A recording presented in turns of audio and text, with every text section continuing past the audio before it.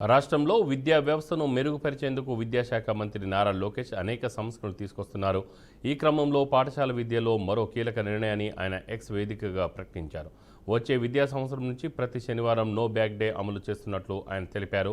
ప్రభుత్వ పాఠశాల విద్యార్థుల సమగ్ర వికాసం లక్ష్యంగా అనేక చర్యలు తీసుకుంటున్నామని ఆయన పేర్కొన్నారు. ఇప్పటివరకు 3వ శనివారం మాత్రమే ఉన్న నో బ్యాగ్ డేని వచ్చే విద్యా సంవత్సరం నుంచి ప్రతి శనివారం అమలు చేస్తామని చెప్పారు. ఆ రోజు విద్యార్థులకు క్విజ్లు, సమకాలీన అంశాలపై డిబేట్లు, సదస్సులు, క్రీడలు, వివిధ పోటీలు నిర్వహిస్తామని ఆయన ట్వీట్ చేశారు.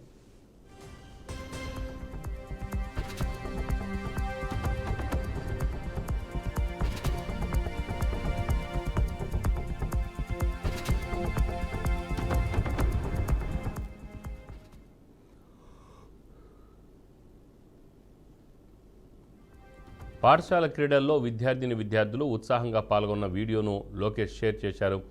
ఇందులో పలువురు ఉపాధ్యాయులు నో బ్యాగ్ డే అమలు చేసిన తర్వాత పాఠశాలలో పరిస్థితులను వివరించారు.